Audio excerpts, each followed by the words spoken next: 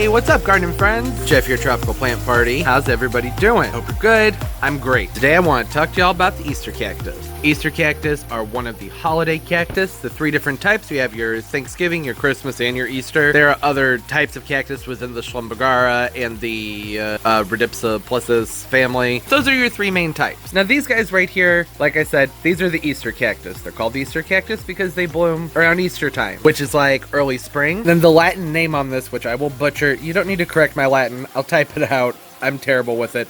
But it's like rhipsalidopsis gaertneri, and that's also, you can find under Hatiora gaertneri as well. So that's the specific name for these plants. Well, I guess it was around Thanksgiving time. But you can see here, they do look different, and there are a few slight differences, so I'm just going to brief over them very quickly to talk about what my experience is with them and how I've grown mine. So the first thing to note is that the flowers are different. They do not look the same as they do on these Schlumbergeras. The flowers with the Easter cactus are much more open, and they're not quite as long and tubular. I like them better. I think they're prettier. They come in a huge, wide array of colors. There's three right here, but you can find them in orange, and sometimes you can find them with some different forms of variegation and whatnot. They're beautiful plants. These are a tropical cactus, not a desert cactus, so it's not one that you're going to just stick in a bright window with well-draining soil and water it very sparingly. No, these are epiphytic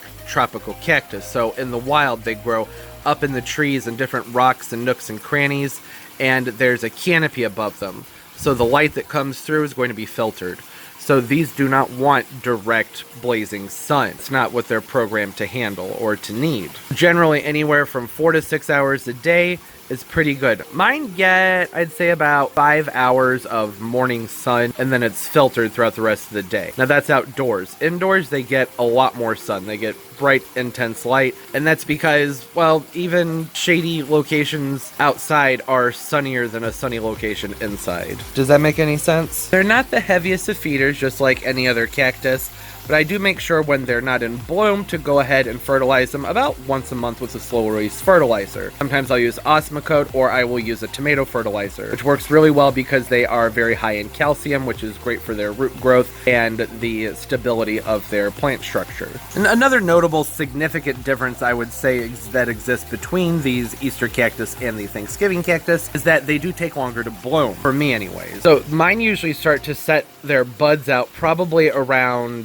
mid-February to late February, and then they don't normally start to pop open until at least usually 6 weeks later. Now, and that could just be my growing setup, but I've read other things online that seem to confirm that these do take longer to go ahead and put their buds out. That's important. Once you get these budding, go ahead and not change their growing environment too terribly much, because that can cause them to kind of go through a shock while they drop their buds. Changes in the duration of light they receive as well as temperatures are really the two main factors that help get these guys to bud out and start blooming for you. Now the Easter cactus does seem to like cooler temperatures. The Thanksgiving and Christmas cactus as well like their nighttime temperatures to really be around 65 or so. The Easter cactus seems to be pretty happy with nighttime temperatures that are more around 60 and even 55.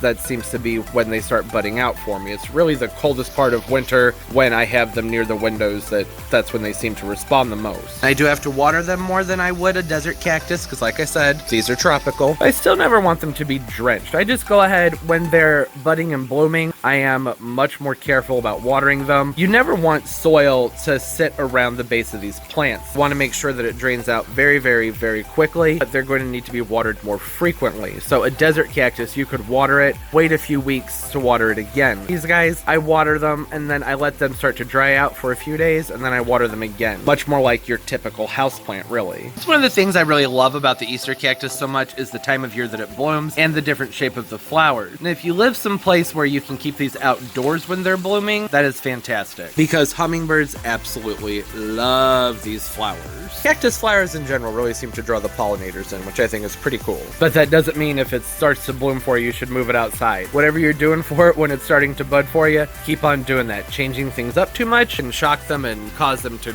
drop those buds. You can see here this one's been getting a little bit more sunlight than the others, and it's starting to have a little bit of purpling around the edges of its pad. And that's okay. It's not spread across the entire pad, and that lighting is what got it to bloom, so it's okay. Not these two. These are new. I just bought those. I have nothing to do with them blooming. But they're really pretty. But yeah, those are the basics with the Easter cactus and my experience with them. Very easy to grow and rewarding plant. I really enjoy them. So, just a brief overview. Easter cactus. Party outdoors, zones 10 and up. They prefer medium to bright filtered light, and they have moderate watering needs, meaning don't let them dry out for too long. And don't let them stay wet for too long either, because then they'll rot and die. It's still a cactus. Light monthly fertilizings are also appreciated. Shorter day lengths with cooler night temperatures will help get them to bloom. And keeping growing conditions consistent is the key to keeping them in bloom. And that's it. So I hope everybody's doing well. Don't forget to leave a thumbs up. It helps the videos so much, and I really do appreciate every single one of them. Subscribe as well. Upload multiple times a week. I'll link my social media stuff down there in the roots of the video. You can follow me. I'll follow you back. We can look at each other's plant pictures and have fun nerdy plant time together. And comment down below just for the heck of it. I love talking to y'all. Let me know what your favorite holiday cactus is. Do you grow the Easter cactus? Where do you live? How's it doing for you? All right. I hope everybody's doing well. And as always, everybody, keep on growing. Bye-bye.